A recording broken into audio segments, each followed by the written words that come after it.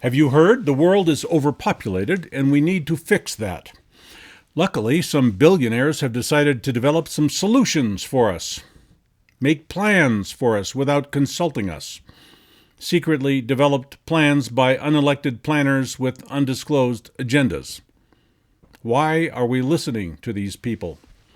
There's evidence that we have already caused world population to level off and in some cases, like in Japan, even start to fall. If you're looking at the big picture, the simplistic notion that population is the problem, maybe it would make sense to just find ways to kill a lot of people. Roll out a nice parade of pandemics, famines, wars, and just enough nukes until you get to that population sweet spot.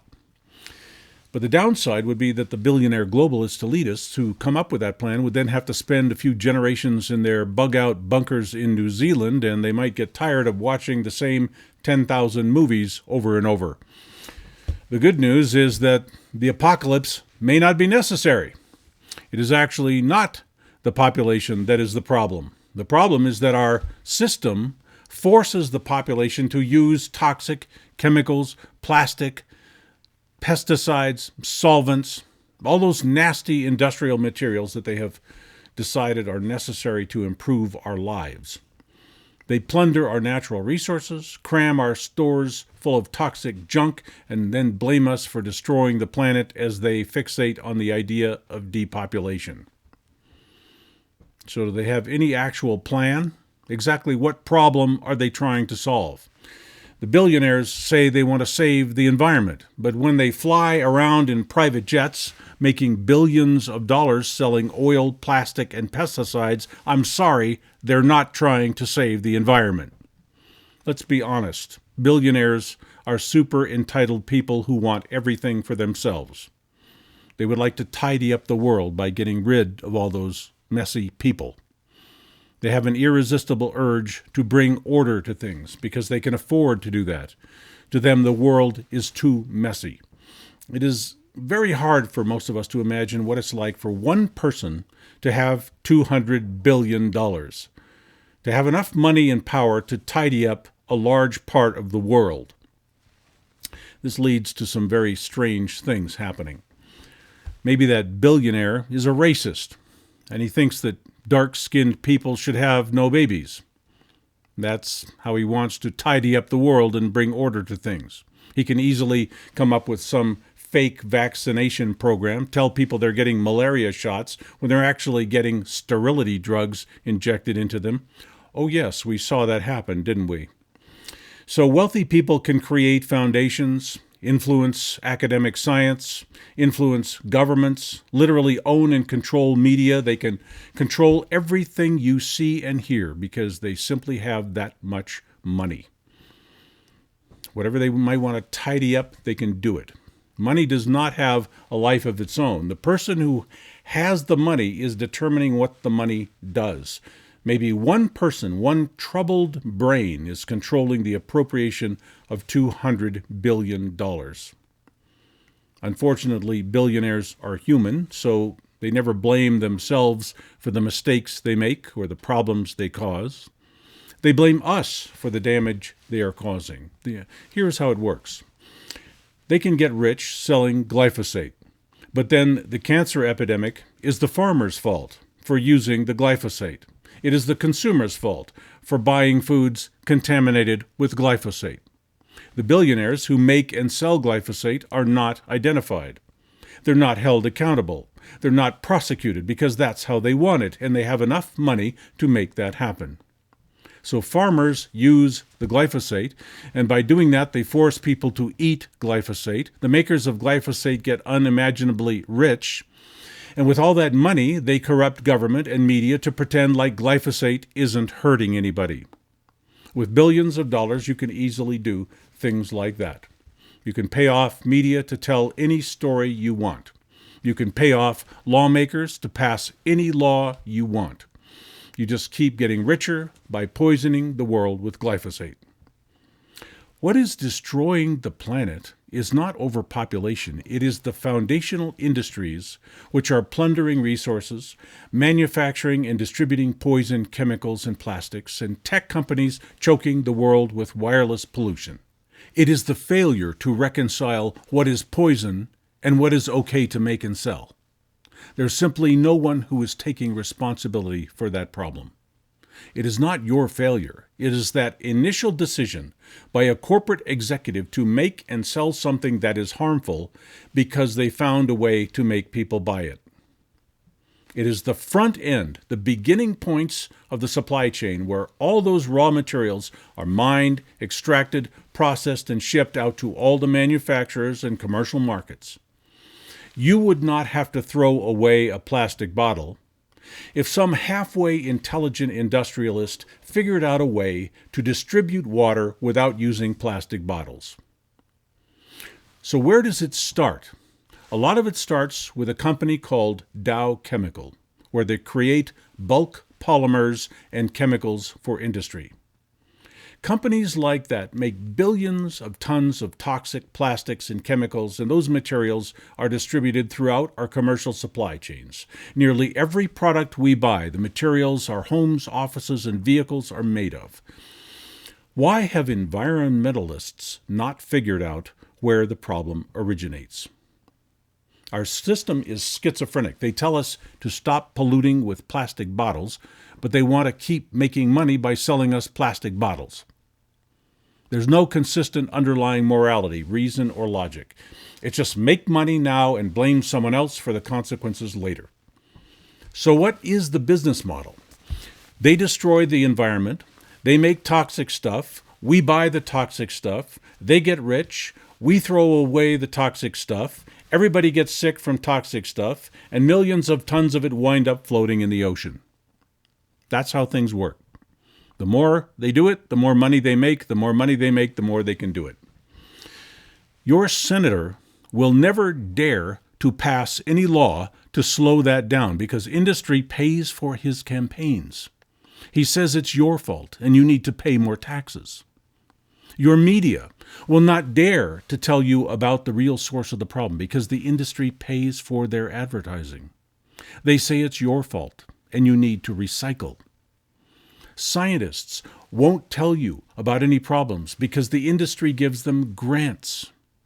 They say the evidence of toxicity is inconclusive and therefore there is no problem. So money controls policy and information. You don't get to see the truth or get justice or see common sense. It's just money controlling policy. So that senator has been taking that money for a long time. We now have thousands of laws that do nothing but give tax breaks, subsidies, monopolies, and privileges to the worst polluting companies and industries on the planet, and you will never hear mainstream media tell you that. It is not you and I who are making billions of tons of plastic and chemicals. It is not you and I who put those chemicals and plastics into every product and package on the store shelves where we have no other choice of what to buy. These are not choices we are making, but we're blamed for being consumers. Most of us could get by with renewable, non-toxic products, but those products have not been made available to us. It is not us making the decisions to strip mine entire mountains, to contaminate the atmosphere with geoengineering, pack urban areas with a deadly array of radio transmitters, to mechanize and automate farming with massive tonnage of chemicals, pesticides, and genetically modified mutant foods, or for that matter, go bomb some country so ExxonMobil can take over their oil fields while our politicians tell us we are spreading democracy.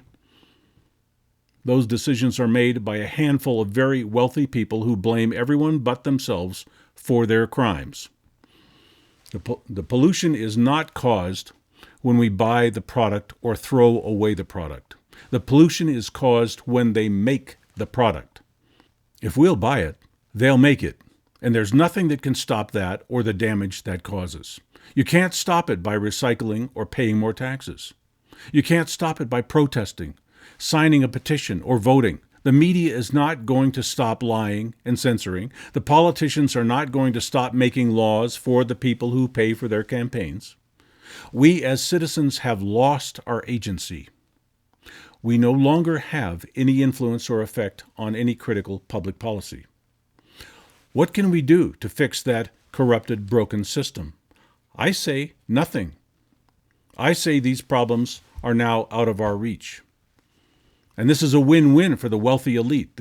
They get rich, and when the people get poisoned and die, they get their depopulation. We have turned the corner where money is the only driver of policy wherever you look. Public consensus is no longer a factor. Public safety is no longer a factor. Legality is no longer a factor. Okay, so we lost the battle. So we have to change our tactics, our mission. The only option left is to duck and cover. In this year, 2021, there is potential for major upheaval and trouble. We may see a depression, a currency collapse, a reset. States may try and secede from the Union. There may be war between major world powers, more ongoing pandemics, both real and hoaxes, maybe riots, terrorism, etc., who knows. And in the USA, we are badly divided politically, and we have no leadership that can unify the country. We are fighting among ourselves, and there are no winners, only losers. So what can we possibly do but duck and cover?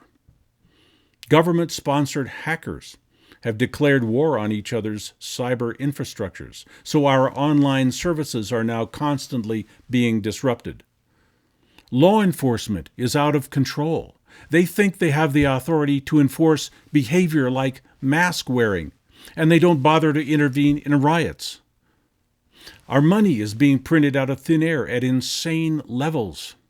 Prices may start skyrocketing, taxes will become unbearable, and when people fall into hardship, crime will start skyrocketing. When disruption and hardship are coming at you from all angles, you need to duck and cover. How do we do that? We have to reduce our dependence on technology, on government, on industry. We have to guard our own health with the understanding that people are doing things to harm us, and that includes some of our doctors and our drug companies. We have to disconnect from control matrices and monitored digital platforms. We have to try not to be tracked, traced, and spied on. We have to get off anything we are addicted to, whether that is drugs, technology, or debt.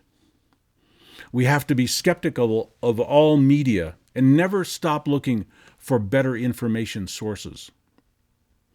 We have to prepare to not be a victim of any possible upcoming financial crises, food shortages, martial law, runaway taxation, and neighbors who go berserk and come over to kill us to steal our canned spinach. We have to look for high nutrition foods without additives and pesticides, maybe grow some ourselves.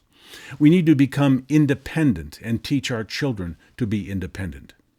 We need to look at anything we cannot live without and plan ways to live without it, like planning how to live without utilities, without stores being open, without government assistance. We'll have to try to cancel all unnecessary monthly fees, pay off all debts, save money, invest in property or tangible assets, and get out of Federal Reserve Note-based accounts, cash, and instruments.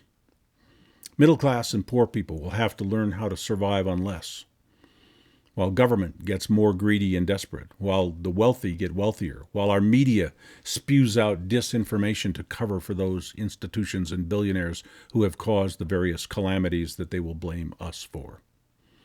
The one thing that makes this time in history different from all other times is that there is an undercurrent in media that the world is overpopulated with humans.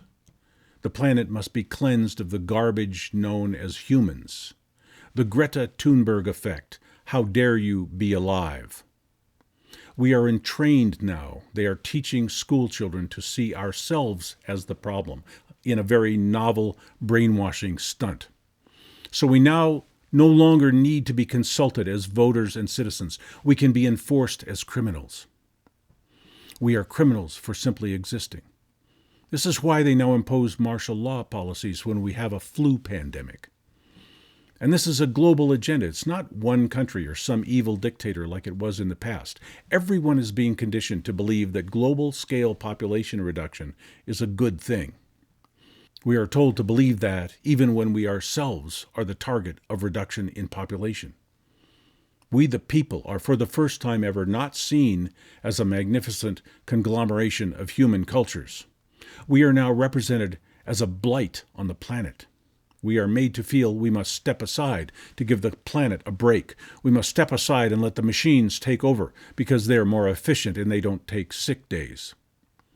We are being marginalized as a species and devalued as individuals. If we are going to stay relevant or perhaps even survive, we are going to have to work at it. We will have to make ourselves valuable to each other and avoid getting caught up in depopulation, euthanasia, transhumanism, genetic manipulation, genocide, mass surveillance, technological dependence, institutional neglect, and abuse by our officials as they order us to lock down, isolate, abandon our jobs and our businesses. To not be harmed by all of that will take focused and determined effort. We'll have to think for ourselves and stop taking orders from idiot governors and mayors. We'll have to develop our own real-world communities where we can associate and transact with other people who understand the need to be independent and self-sufficient and the need to keep our own private economies and currencies working, and the need, above all, to value ourselves as individuals and as a species. You may have noticed in the lockdowns and the pandemics, we're being divided. Old friends and even family members are at odds now how to deal with current events. But human beings must have community. As the world is now changing so rapidly around us, we will lose friendships and start new ones. That cannot be avoided, and we should not make the mistake of living in the rearview mirror and thinking things will always be the same. In this atmosphere of depopulation and devaluing of human life, we can no longer rely on our institutions and political bodies to look after us. We must be and build the world we want to live in.